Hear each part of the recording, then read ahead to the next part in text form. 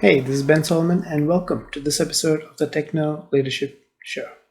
In this episode, I'm going to be talking about something that can potentially be a bugbear in some organizations, but in some organizations, the processes are smooth and clean, so it makes it so much more easier to deal with and a pleasure to deal with the financial staff.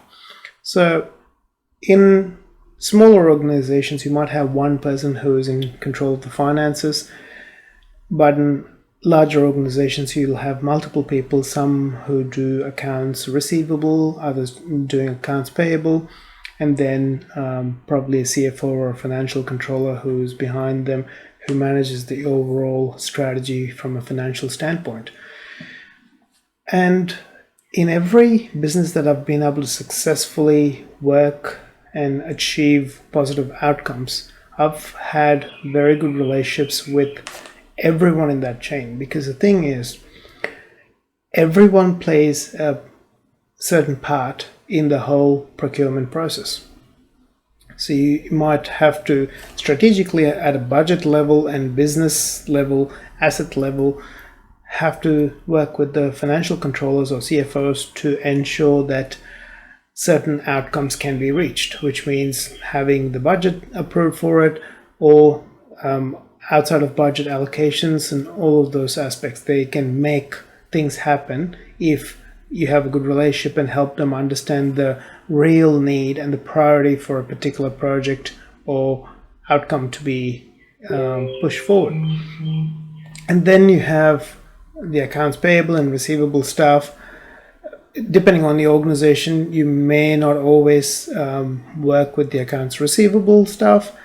In a couple of organizations that I've worked at, we've had to work with the receivable staff because we did have arrangements with external organizations where some funding came in for certain hardware or certain software access, and which meant having that sort of relationship meant things were processed quickly and things moved on, made our jobs easier. We could give better customer experience to our customers and external funders as well.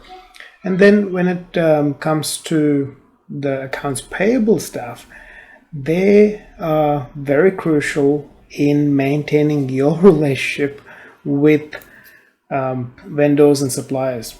Because the thing is, if things don't get paid on time, your reputation's on the line, because you're the point of contact for the vendors.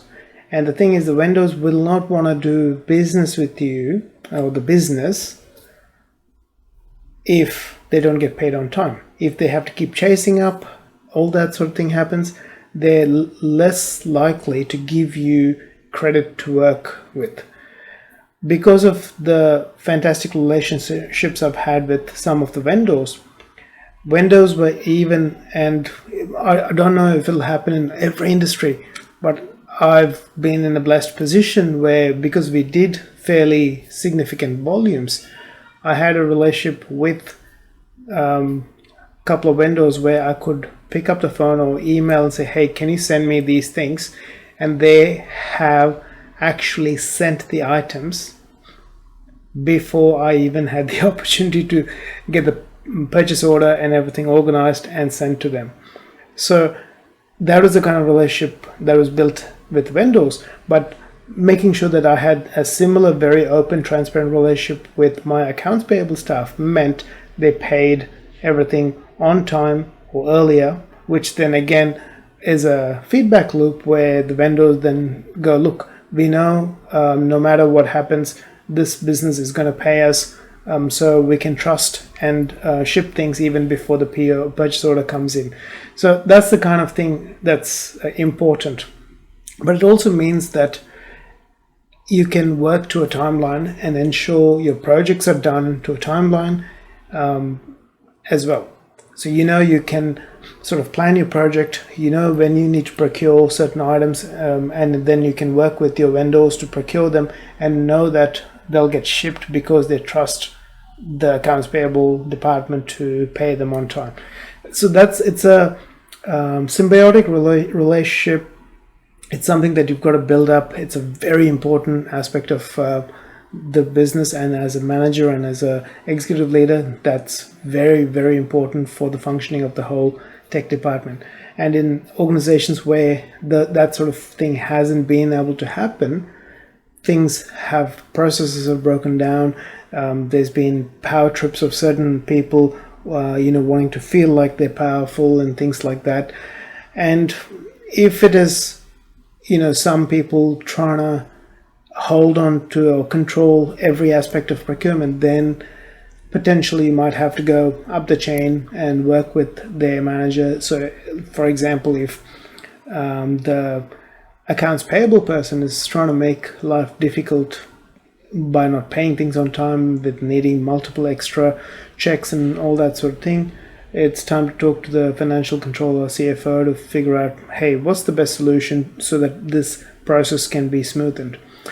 And if that's working fine, but your CFO is not quite working fine, hopefully you have a supportive CEO that you can go to and say, hey, this is the thing I'm trying to accomplish. I need to be able to have the flexibility to order these things as long as they're in my budget. If it's out of my budget, then I'll go through this process to be able to get budget or funding allocated to these projects. But if it's already in the budget, can we just have this happen to make it flexible, make it quick, so that I can meet timelines as well as make sure everything works perfectly.